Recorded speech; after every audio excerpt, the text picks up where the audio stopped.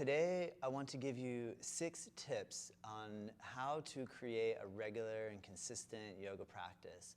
Happy New Year! And at the beginning of the new year, we all often have really good intentions for committing to our yoga practice and making this the year that we focus on a daily and consistent routine. So I want to give you 6 tips on how to actually get this to happen. Great. So the first tip I recommend is we want to get really clear about what our intentions are. We need to know what our why is. Why are you practicing? What is the reason that you want to commit to a regular yoga practice? If you can get really clear about why you're practicing, it makes following through so much easier. A couple of examples can be, why am I practicing? Maybe I want to improve my flexibility. Perhaps I know I feel better mentally, physically, emotionally when I practice consistently. So I want to see if I continue or maintain a steady practice, does it have a profound effect on me?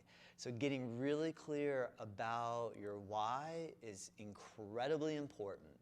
The second tip I recommend is you have to set your goals. You have to decide what it is you aim to achieve. So if this year my goal is I want to learn how to do a handstand, I'd like to learn how to go deeper in, say, the king pigeon pose. Or perhaps my goal is just to commit to a 3-day-a-week practice. Getting very clear about your why and knowing what your goals are is also going to give you the motivation to get up and get on your mat bright and early, or in the evening if that's your choice.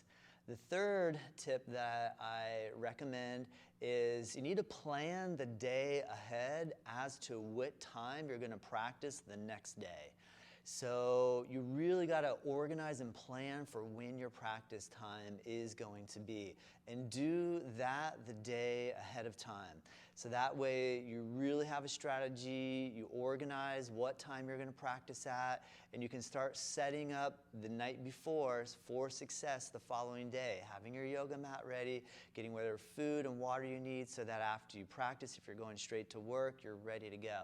The more steps you put in place to make sure that you are going to be able to take your practice and then go on about your day, the more successful you will be. The fourth tip I recommend is that you go ahead and sign up for the class that you're going to take the day before.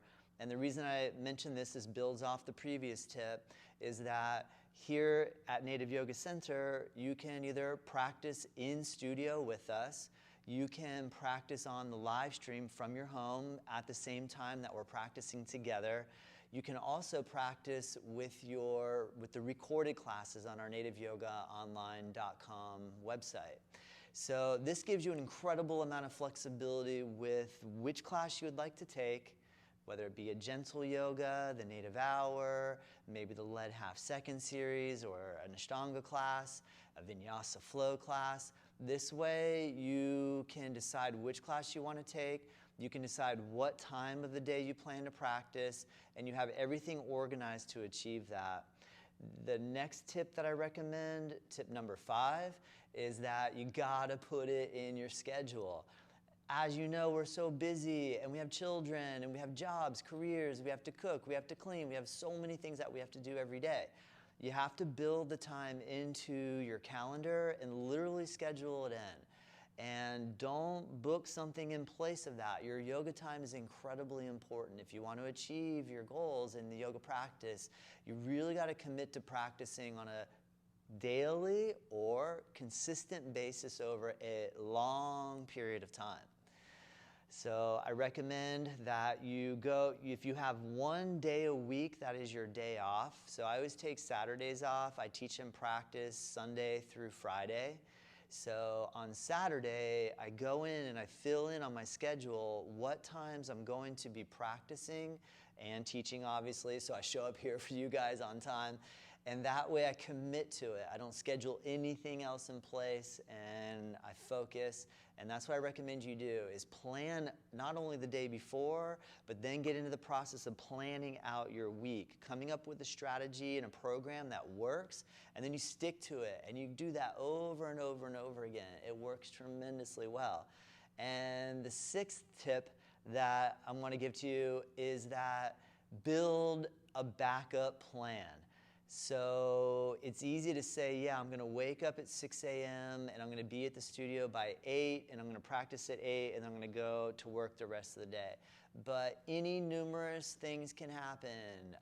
Flat tire, kids are sick, you name it. I know you know how it is. So having a backup plan, if I'm planning I'm going to practice tomorrow at 8 a.m., if something comes up that derails that plan, then I also set aside a little bit of time in the evening, and it can be a 5-minute practice. You can use one of our practice videos that has a short form practice, or you can just do your self practice at home.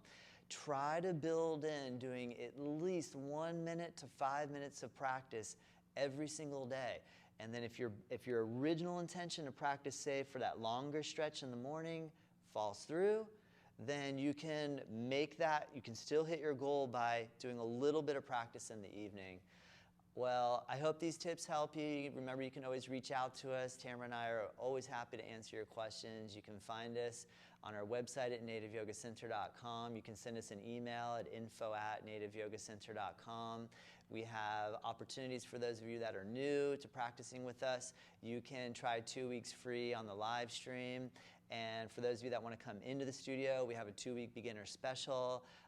And then remember that we also have our online platform with a bunch of classes in our community class. We have over 500 classes that we've recorded over the past 2 years.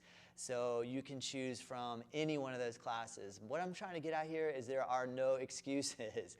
Stop making excuses, get on your mat, and I promise you're going to feel great.